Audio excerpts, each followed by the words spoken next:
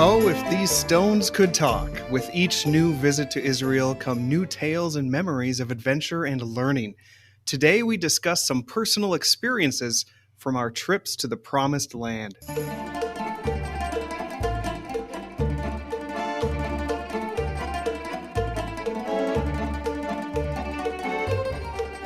Welcome to the Shalom Y'all Ministries podcast. I'm your co-host, Adam Keim, along with my good friend, Dr. Daniel McCabe. Daniel, the Super Bowl is upon us, and once again, neither of our teams are in it. Is next year truly our year? Oh, Adam, I don't know. I've been saying next year was our year. I'm a Cowboys fan, and I've been saying that for many, many years. I've had a hard time since the mid '90s. It's been a long, dry spell. My dad, as you know, was from Philadelphia, and he was an Eagles fan. So, um, I, it's hard for me to imagine rooting for the Eagles, being a Cowboys fan, but I'm gonna have to do something different because the Cowboys just can't seem to make it happen. But no. I'm gonna stick with them. I'm a true fan, and yes, next year is our year. Well, very good. Not if the Vikings have something to say about it, because next year is our year. That's been my mantra every year of my life. Do we play next year? Do you know? Oh, I'm sure we probably will end up playing in the regular season, but I'm sure neither of us will end up playing in the Super Bowl as well. Well, let's hope that one of us does. If I can't if I can't get the Cowboys in it, I'm fine with your Vikings in it. All right, deal. And if the Vikings don't go again, I'll root for the Cowboys. Great. All right, done. All right. Well, we here at Shalom Y'all trust that a walk through the land truly deepens your walk with the Lord. If we could summarize the purpose of our ministry, it would be to teach and encourage those who love the Bible, the land of the Bible, and the people of the land. In addition to our teaching ministry, we also lead educational tours to the country of Israel that forever change the way you read your Bible and, in fact, worship the Lord, ideally. Reach out to us for more information on how your group can experience the land of Israel firsthand. Now, every episode of the podcast, we like to cover topics that just jump out to us from anything: biblical archaeology, geography, something intriguing from the scriptures. Today, we detour a little bit, and we are just going to share tales and memories from the various trips that we've taken to Israel. Daniel, why don't you lead us off? Well, before I do that, I do want to mention that June 5 through 16, I'm planning a trip to Israel, which is open for anyone who would like to join. I've got some that are signed up. I don't yet have a minimum for that trip to make it, so I'm looking for at least 4 more people. If there's some who would like to go, that would be great. You can contact us at shalomyallministries@gmail.com, and we'll send you a trip brochure and let you take a look at that. So I do have a number of things I could share about different memories and places that I've been, but let me just kind of share this variety topic with you first. I've been going through the book of Micah in my daily time with the Lord. I really read slow. I don't know if I even read. I more study when I go through printed words. But whether that's a product of my engineering studies in the past or not, I don't know. But I can't stand to go flying by a word or an expression I don't fully understand. So then I get to Micah 1:8, which records the prophet Micah's grief over the sin of his countrymen, and also talks about God's judgment that is going to be brought upon them for their sin. And then he writes there in Micah 1:8, he says, "I will make a wailing like the jackals and a mourning like the ostriches." And that phrase just made me go, wait, I've got to learn more about that. We're out in the country here in Alabama. You can hear coyotes crying late at night in the woods around our home. And we've got to make sure our Shalom Y'all Ministries mascot, Ernie, I think his name is Ernie Boaz Ben Shalom is his official name that we voted on, that the ministry gave for him. So we have to lock him up from the coyotes. I don't guess you have that problem there in Stephenville, Texas, do you?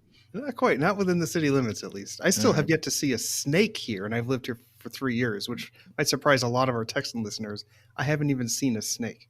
Well, I used to live next door to you, and I can tell you that in the years that I was there, the 7 years I was in that house, I saw one snake. So they're there. They have to be pretty brave to venture out as far as that one did.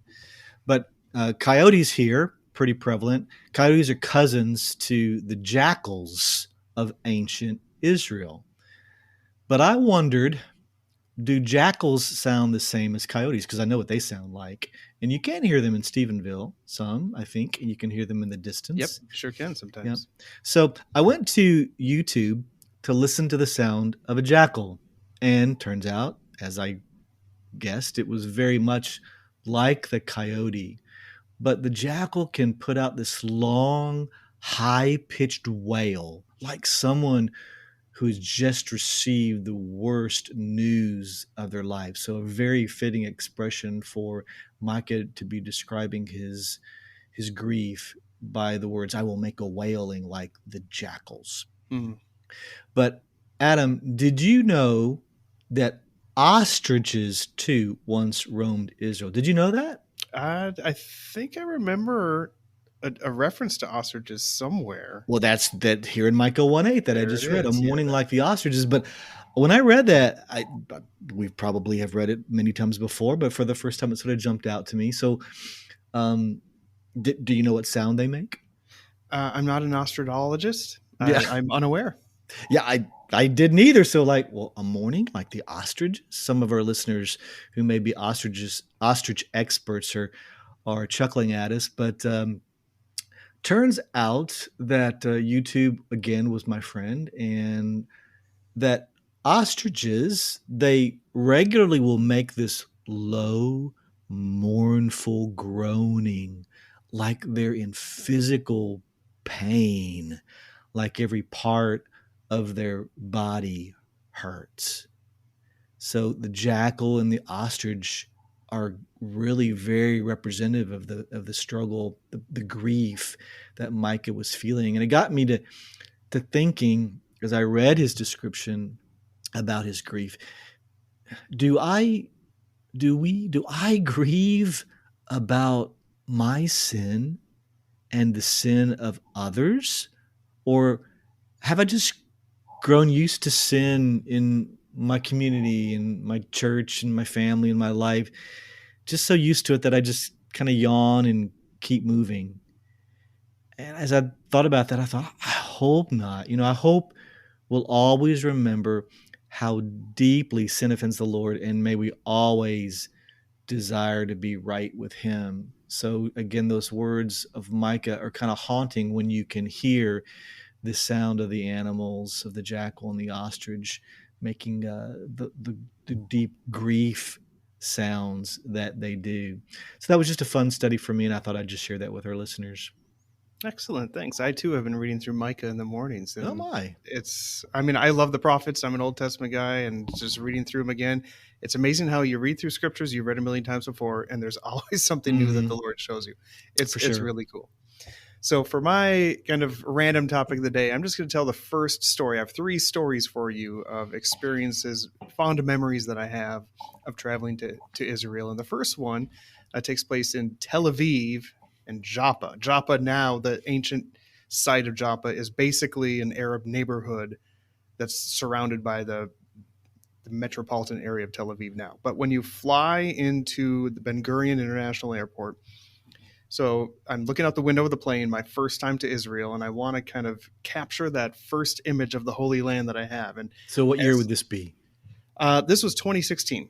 2016. Okay. Yep, the summer of 2016. So the plane begins to descend as it approaches the airport, and you see very clearly, almost as if you could reach out through the plane window and touch them, the skyscrapers of Tel Aviv and that sprawling city. Mm-hmm. Daniel, how you just kind of, the plane descends and you're just flying right over the modern city. So my first glimpse of the Holy Land is the modern city of Tel Aviv. Yeah, and I think people don't really connect that. They think of Israel as being an ancient land, and it is, and so they don't realize that Tel Aviv is a brand new city. And It is. It was very, very planted in the modern. early 20th century, and in just 100 years, it's become a huge city.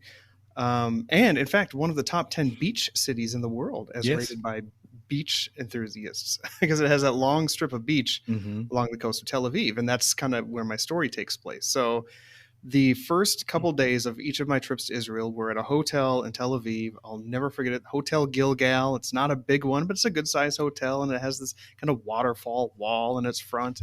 And I just have many fond memories of it. But my first trip, our first day that we had, some friends and I, we decided to rent some electric bicycles to kind of just go up and down the nice Okay. Yeah. boardwalk and park system in the shore of Tel Aviv there. So we rent these electric bikes, and it was a hefty down payment in case you ever didn't return the bike.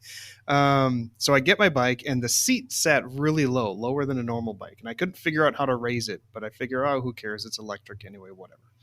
And then so we leave the store, head down to the coast, to the beach of Tel Aviv there, and you can walk, you can ride, whatever, all the way from Joppa, that great historical site where Jonah went to catch the ship to Tarshish, and where Peter stayed before he was called to visit Cornelius. We covered that in one of our episodes here.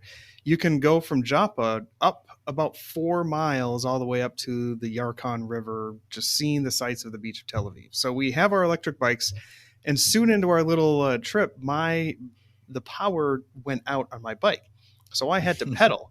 Oh And no. it's a harder pedal than a normal bike because you're pedaling through the motor and stuff like that. And so the seat sat low. I'm pedaling. I look like a little circus monkey on a bike, and we're going up and down the coast, so mile after mile, back and forth. And my legs are churning, and I just look ridiculous. My friends are laughing at me the entire time. Didn't you have any shorter friends? No, I had a bunch of tall friends. Oh, okay. So they're just laughing at me. I didn't care because we're in Israel for the first time. I'm like, nothing can get me down, Gotcha. But going down to Joppa, if I had more time, I'd tell you more about it. It's one of my favorite places to visit. But yeah, just kind of that experience with the electric bike, just remembering nothing can get me down. I'm in Israel for the first time. An adventure is ahead of me for the next couple of weeks. And little did I know it would turn into many trips and teaching ministries and stuff. But I'll kind of never forget that somewhat embarrassing experience, but also just the feeling of just joy of being in the promised land. And, little things like that just can't get you down. Were you able to walk for the next 2 weeks? I managed. Okay. So what's this week's trivia question, Daniel?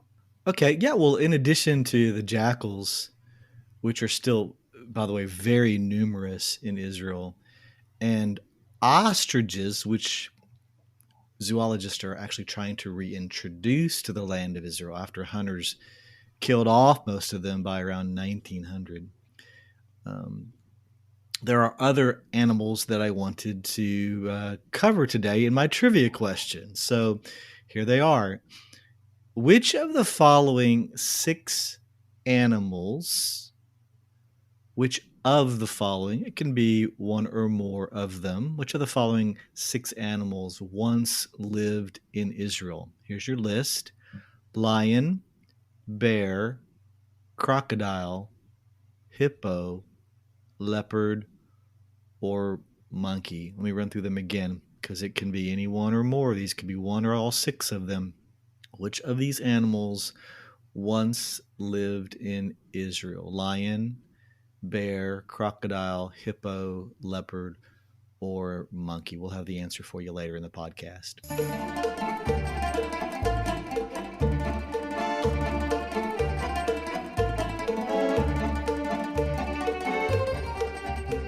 When thinking of my times in Israel, I have many memories that combine rich biblical history with lighthearted amusement, like pedaling an electric bike in Java. But I also think of another one of my favorite spots to go to is Jericho. You can't overstate the importance in history that Jericho had in biblical history and to the people of Israel. And it was the first site they took on the conquest, according to God's promise. And God took down the defensive walls of Jericho, and he parted the waters of the Jordan River so his people could cross and begin taking that promised land that God had guaranteed to them. And if you visit Jericho today, a keen archaeological eye can look around at what you see and realized that what happened there is only explainable by how the Bible states it.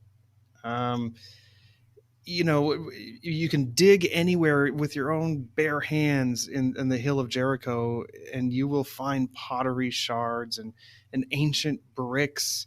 And when there are any digs, there are not many digs in Jericho these days, but there have been a few major ones. Whenever they have dug, it's been easy to find big jars of scorched barley. That's because during the conquest, the people of Jericho would take all their crops into the city to try to withstand a siege that they expected to happen. And then when Israel took Jericho, any military expert would say, well, you better take the spoils and the food to feed your own army before you move on to the next target. But of course, Israel didn't take all the stuff. They burnt the city, they destroyed it according to what God told them to do. And also, when you see the collapsed walls all the way around the city, they all collapsed outwards, and you can see the Canaanitic mud bricks there, and just all the details that you can see about Jericho. They line up exactly with how the Bible describes the conquest beginning, and there's no other way to explain it by logic or what people would logically do in a military campaign or an earthquake or anything like that. No other explanation comes close to what you see with your own two eyes, lining it up with the Bible. But my first time at Jericho, we ate at a restaurant before touring the biblical site, and this friendly, gregarious Palestinian man came and welcomed us and gave us some free cooling beverages because it was hot out. He was very friendly. Is this the story about the bananas? This is not the story about the bananas. Oh no, okay. That came on trip number 2, but trip Okay. number 1, this guy, he would joke with us and he would tell us that he's the king of Jericho. Ha ha ha. Okay, yeah, the king of Jericho. Well, we find out later that he's the mayor of Jericho, of modern city of Jericho. He was the mayor. So I'm like, oh, that's interesting. Okay. I actually conversed with the king of Jericho.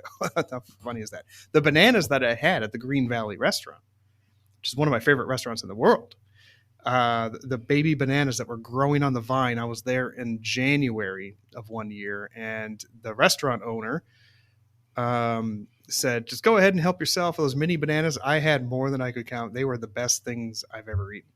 But on also my second trip there, the story that I want to share with you, kind of the funny thing, is I was with a group from my church, and our senior pastor was with us.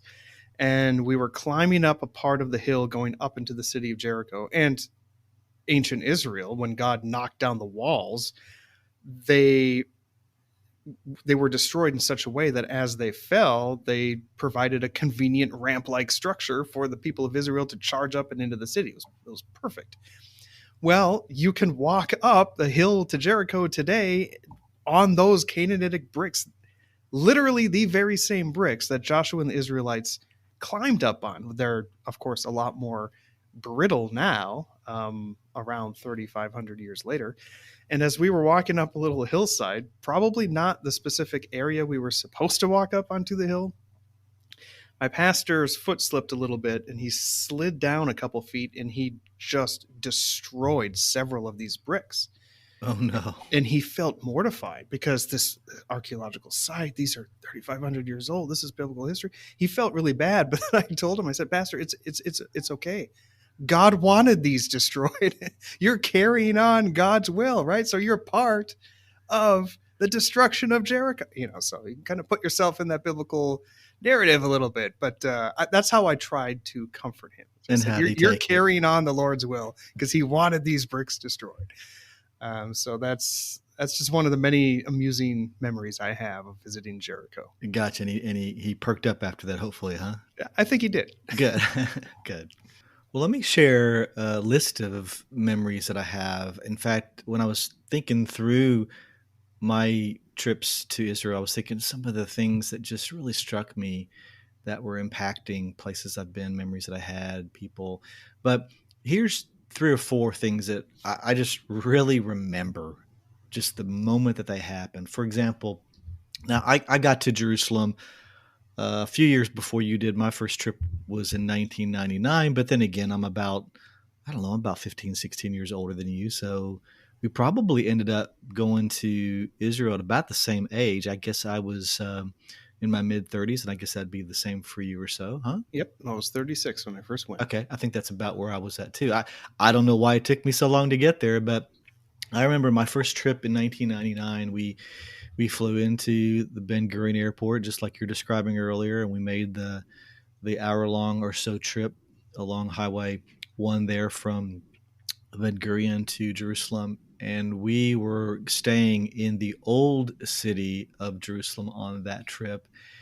And so we were headed to the Jaffa Gate by car. And I remember the first time, just so clear, driving into Jerusalem and seeing the old city, and I got a glimpse of the way that we came in. I got a glimpse of the Dome of the Rock, which is the site where the temple once stood. And that just for me was a moment where I think my heart just grabbed onto that moment, and it has never stopped holding on to the city of Jerusalem and to the history Mm. there and to my Savior, who spent so much of his time and obviously gave his life for me there. But that first time driving up to the old city in Jerusalem, do you remember the first time you did that? I did, and it was passing through the Jaffa Gate. And Okay, yeah, we did the Jaffa same Gate thing. remains a very special place in my heart. Every time I go, the first time I get to to Jerusalem, I have to give one of the corners of the Jaffa Gate a big hug. Oh, okay. I should start doing that then because it's a special place for me too. Yeah. Another memory, and really this is kind of a series of memories. The first time I took a group to Israel on my own, I remember telling them, I said, I haven't been to Israel at that time. I had only been twice before. And so I said to them, okay, one of the adventures that we're going to have on this trip is we're going to get lost. Okay. But that's okay. Yep. It's going to be just fine if we kind of go into it with the attitude like, this is going to be fun. So let's just get lost. Let's not worry about it. We're all together. We're safe. We're not in places where it's bad to get lost, generally speaking. But I remember taking a group up into the Golan Heights in a little rented car, and we got lost up in the Golan Heights. And that's probably not the best place to get lost if you don't know where you're at, because everything's not really clearly marked up there and whatnot. But I remember still being able to see from the Golan Heights the unbelievable views of Galilee below. And I've since read extensively about the tank battle during the Yom Kippur War that was there in 1973, and a lot of memories. And one of the guys got out and found a spent shell right there by Mm-hmm. the highway, and just amazing to get lost in Israel. And if you go into the old city, you're going to get lost the first time or two or three maybe that you're there, and it's just fun. Just embrace getting lost, and you'll have a great time. Um, the third memory for me was back, I guess, in 2001 when I drove around the Sinai wilderness in a Jeep for a week. We had a guide, of course, or we'd have got lost, but driving around in a Jeep for a week and sleeping on the sand, experience the life of the Israelites after they, came out of the Exodus and began to follow the Lord's direction around in the Sinai with the pillar of fire and um, by night and the cloud by day, and just imagine what it would have been like to have experienced that. And it was cold at night and hot during the day. It was June, I believe, that we were there, early June, but just traveling around in that Jeep and the things that we ran across, the places that we located, oases and Bedouin and gnats and sand and everything. It was a marvelous experience to kind of get a sense of what it had been like. And it's not all sand there. There's a lot of rock there too. Your idea that of it being a wilderness or desert sometimes leaves you with the idea that it's just like it's sand dunes. So it's not like that entirely. Lots of places that are very rocky and whatnot rather than sandy. But it was just an amazing experience. Really brought to life for me the wilderness wandering. So I thought I'd share that. And then one other place that I've been. I don't know if you've been here, and it doesn't necessarily have an enormous amount of biblical connection, but it's a place that it's just stunning to be. And I'll never forget when we came through the little opening and into the city of Petra in Jordan. They had this winding little uh, entrance that obviously was designed that way to protect them from enemies. But stepping into Petra, this beautiful, colorful city carved out of the rock, and it has a lot of Roman ruins, and there's some stories connected to it. Many people think this is where the people of Israel will flee during the time of the tribulation. But it was absolutely stunning. I've never seen anything like it. You can look at the pictures online of Petra, and it just won't do justice. It just clearly can't capture the magnificence, the size, the color, just the spectacular place that it is. Have you ever been to Petra? I have not. I need to do more traveling in the areas around Israel. Well, that's one place that hopefully you can go one day. Again, it doesn't have the strong biblical connection like some other places do, but you definitely want to experience that in a lifetime, I think. So those are three or four of my first memories of Israel that have just followed me all these days. Excellent. Well, the final story that I want to share with you takes place at a spot that tourists never go to. This is not a tourist place. It could be if they built it up that way, but it's in the West Bank, Arab towns. We went to, and thankfully, I've been able to come here in each of my trips that I've taken to Israel. A village called Beitin, which in biblical times was Bethel. And we go to Bethel. There's a hill between Bethel and Ai, as the Bible describes it, where in Genesis 15, Abraham is shown by God a glimpse of the land. He says, "Look north, south, east, west. I will give this land to your descendants." And he comforts Abraham in a great way. And that's the passage where Abraham believed and God credited to him as righteousness. That happens at a place between Bethel and Ai. And there's only one hill between Bethel and Ai that it could be. There's an ancient Byzantine, the ruins of an ancient Byzantine church there now that Origen actually refers to as the spot that this happened. Oh, okay. And later in Genesis 28, it is Jacob comes to that same spot and has his vision of the ladder, the angels ascending and descending on the ladder between heaven and earth.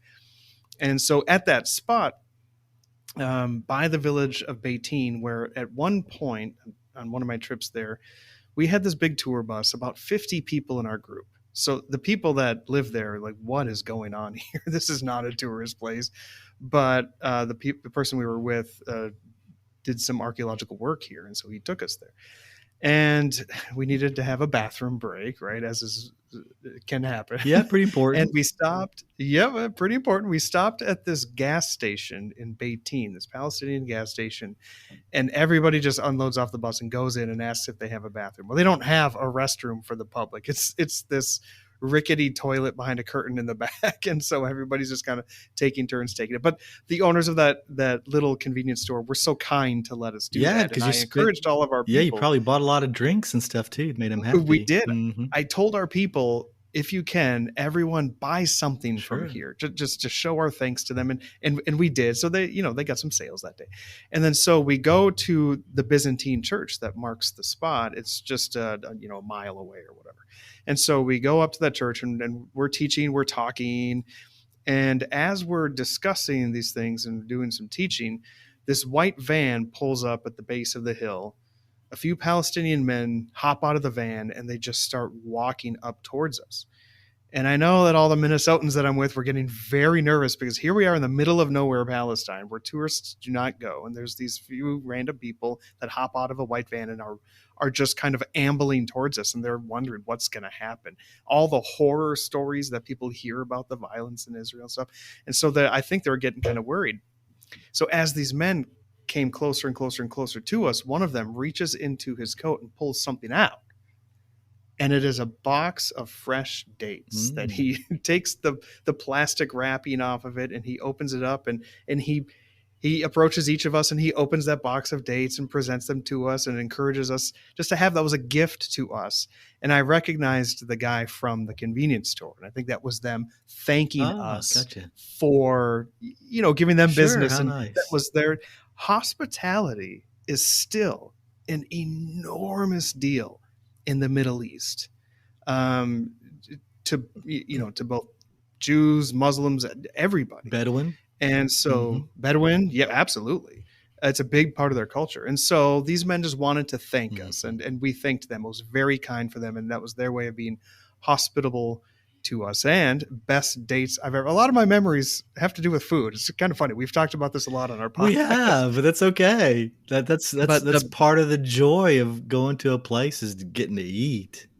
it is, and these were by far the best dates I have ever had in my life. And so, thank you, men of Beatteen. Thank you very much. Well, I don't want time to get too far away from us, but I'll share just quickly, I guess, my favorite places to visit. It's so hard, right? We talked about this before too, where you have a hundred favorite top 5 Yep. places to Yep. go, right? Yeah. But I remember my first few trips to Israel. I think I've always gone to the Garden Tomb. I don't take that to be the actual spot where Christ was, killed and where he was buried and rose again. I do take the traditional spot of the Church of the Holy Sepulchre, but the Garden Tomb is so beautiful. It's just this oasis of a place in the middle of a busy, loud, hot Yeah, there's a place. bus station right nearby, isn't there? Yes, yeah, and the diesel smoke coming up over the walls, but yet the Garden Tomb is just so beautiful. One of my favorite memories is to always go there. And then the Western Wall at sundown, I think I mentioned this a week or two ago, is the place I love to always go. I'm going to revisit. But I love to go to the Western Wall at sundown on Shabbat and just watch the people coming in and their Friday night best and just the dancing and the singing. It's just an event, and I can sit there for hours watching them. Here, jump in if you got a memory here too. But the third place, Adam, that I love to go on boat rides on the Sea of Galilee, and the Yes. Yep. wind just whipping in your hair, and you can just imagine what it would be like to fish on the sea or to experience a storm, and you can feel the distance of what it would have taken for the disciples to travel across it, and all of that is just spectacular. And Did the boat operators play the Star Spangled Banner for you? they actually did do that. And suddenly, we're all standing with our hats off and our hands over our heart, and Listening to the American national anthem there on the Sea of Galilee. yeah, they in this on this boat ride, it was the last trip of the day, and there was just pretty much us and like 3 other people on this boat ride, and they also played Christian music for us. I can remember the last time we were on the boat ride, they were playing Oceans and several different wonderful worship songs, 10,000 Reasons, and just a wonderful time to just sit there enjoying the wind and the memories and to sing.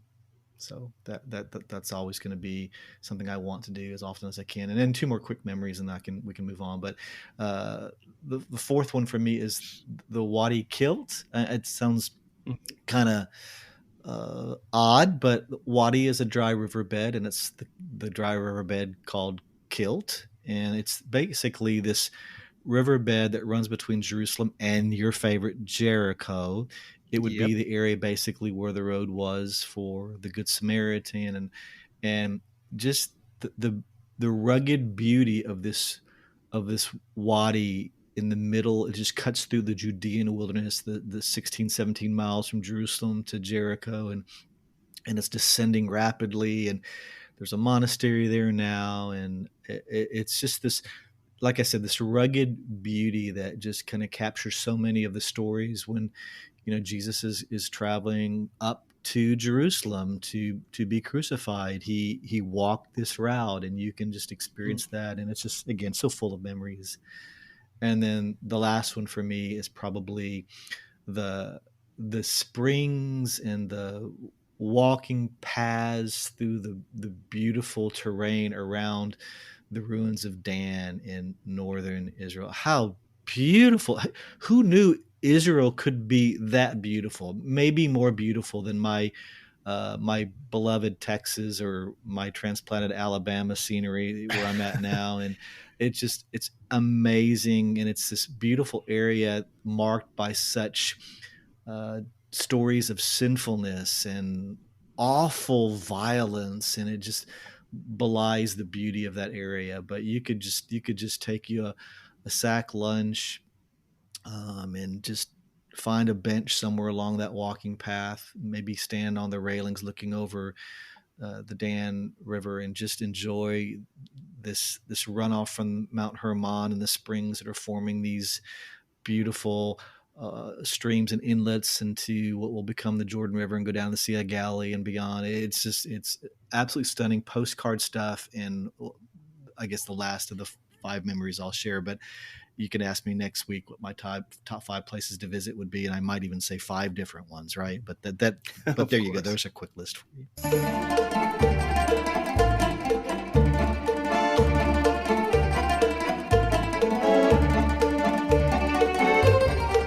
Well, we're running out of time, but let me just give you the answer to our trivia question. You may remember the question is, which of the following animals once lived in Israel? The lion, the bear, the crocodile, the hippo, the leopard, or the monkey? Well, in 1 Samuel 17:36, David tells Saul that he killed lions and bears that attacked his sheep. So, yes, the lion and the bear were there. There's a river near the coastal city of Caesarea that's called Crocodile River. The last crocodile was actually killed there by an Arab hunter in 1912. So, yes to the crocodile. Parts of Israel used to be far more swampy than they are now, and hippo bones have been found in the Yarkon River, which you just mentioned earlier, just north of Tel Aviv, dating back thousands of years. So, yes to the hippo. Jeremiah 13:23 asks the famous question, can leopards change their spots? Well, leopards actually roamed Israel until around 1960 when hunters finally eliminated all of them. So, once again, yeah, even the leopard used to live there. What about monkeys? Well, I can't find anything to suggest that monkeys ever roamed Israel.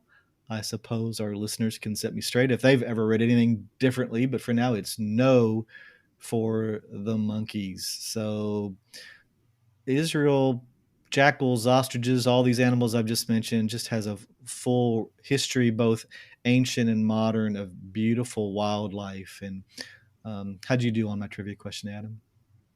I think I got them all. I was thinking everything but a monkey because of those verses you mentioned, affirming the other ones. I knew of those verses. The monkey, I was guessing no. Who knows? Maybe Solomon had him imported in to be part of his, wealth Who knows, or right? whatnot. But I'm sure monkeys have set foot in Israel. I'm sure you can go to a zoo in Israel and see them. But as far as part of the natural wildlife, I wasn't thinking that monkeys were part of it. So if you were hired by a zoo, would you hang out in the monkey area? I love monkeys. Well, there you go. One of my favorite animals, lions and Now monkeys. we know when I start the Shalom Y'all Ministries zoo, you'll be in charge of the monkeys, Adam. Deal. All right, well, that's all I have for you today. Thank you so much for joining us on the Shalom Y'all Ministries podcast. We do hope you enjoyed our stories from Israel trips past, and we sure hope that you can join us for an adventure of your own to the promised land in the future. Shalom, y'all. Shalom, y'all.